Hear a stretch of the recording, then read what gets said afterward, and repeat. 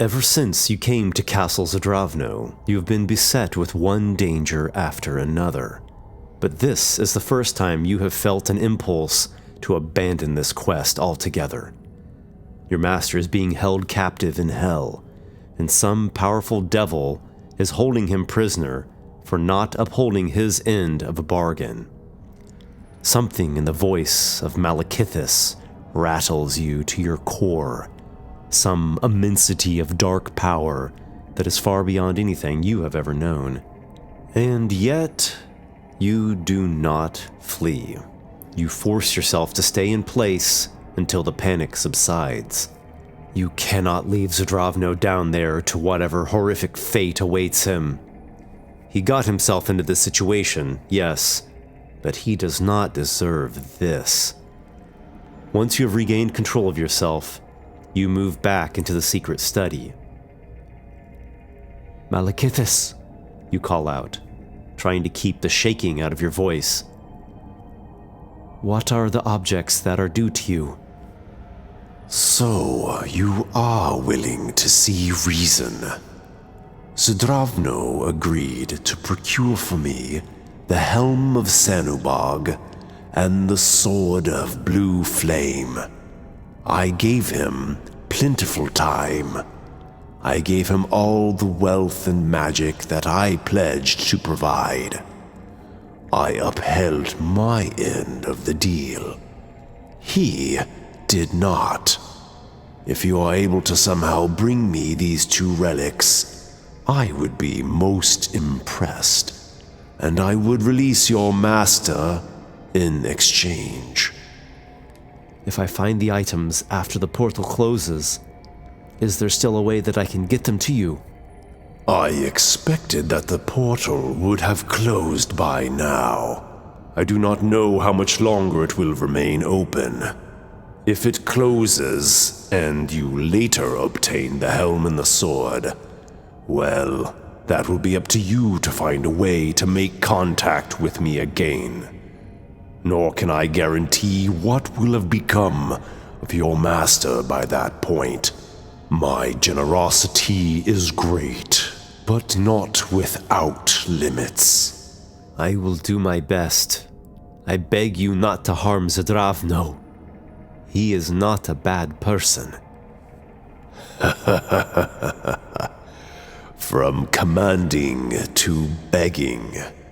That suits you better, Apprentice."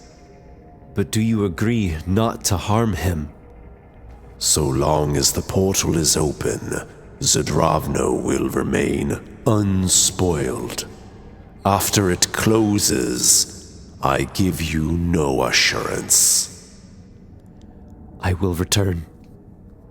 With that, you vow to yourself to give your all to find a solution to Zdravno's infernal plight. You have 13 hours until the portal closes.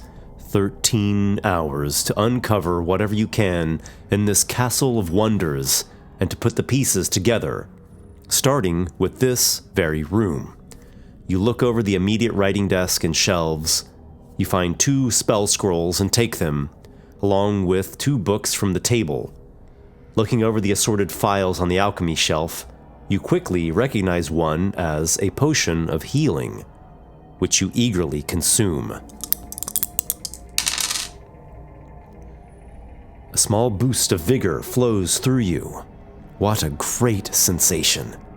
You grab the other files and the white orb, then exit the proximity of the dread infernal portal. Now removed to better lighting and less anxiety-inducing space, you have a look at the books. The first is entitled Realms Beyond, and it is an overview of the various planes of existence, from the ethereal plane that wraps about the world, to the world's 2 close counterparts, the plane of shadow and the plane of fairy, to the elemental planes and the astral plane, to distant outer planes and even the lower planes, including hell, with its 9 prison-like circles, each more tormentuous than the last. The second book is clearly an expensive volume and deals with advanced arcane rituals. You try to make sense of it.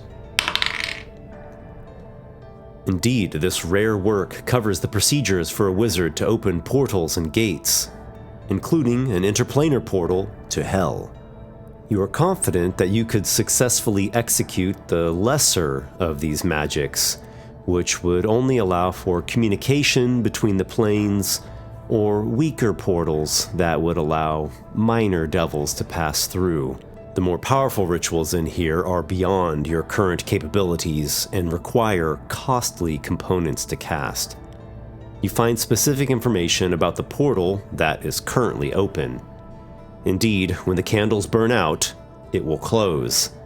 The candles that Zdravno used are obviously larger than the ones that the ritual prescribes, but clearly he found a way to make them work and allow for a longer duration. Even if you had more crimson candles, you could not prolong the portal, as extending its potent magical effect involves much more than merely lighting some candles. Furthermore, the portal is only powerful enough to allow lesser and intermediate devils through. You can only imagine what sort of rank Malekithis holds. Next, you check over the files in little glass bottles. They have an assortment of colors and scents.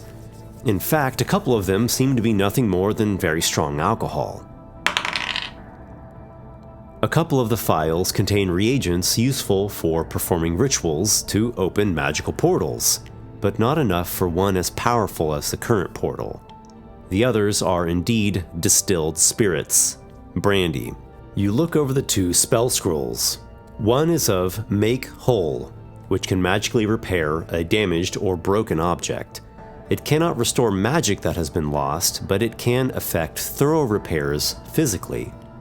The other spell scroll is of Tongues, which allows the recipient to understand any spoken language and to be understood when speaking, regardless of the language used. These might come in handy, and you tuck them safely away.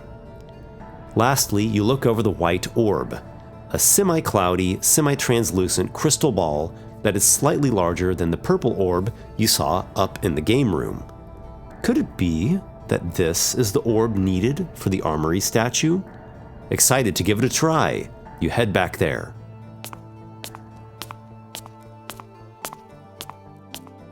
Using your mage hand to keep a distance between yourself and the iron statue, you insert the copper key into the left hand, then place the white orb in the right hand. A blast of lightning issues forth, and the 2 hands raise, dropping the items when they do. Upon falling to the hard floor, the white orb gets damaged. A small piece is chipped out of it, and a little crack forms at the impact spot. Damn. Your thoughts again turn to the purple orb in the game room. If you stood your maximum distance away for your mage hand to grab it, you would have to stand right by that wooden ogre. Plus, if you were to move to a position that was more than 30 feet away from the mage hand, it would wink out of existence, as it needs to remain within that range in order to exist. Other ideas circulate in your mind.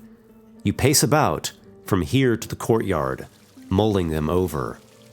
One plan is to put a basket over the ogre's head, which perhaps will prevent it from noticing you taking the orb. Another idea is to find a way to bring actual fire up to the ogre, which might keep it at bay. Another idea still is to send your unseen servant into the game room to pick up the orb. Then, when the wooden ogre goes after it, you trap the ogre with your web spell. Could one of these work? And which one is worth the effort and the risk? Or could there be another way yet? As you ponder these thoughts, the first hints of dawn appear in the sky, putting the slightest bit of color into the darkness.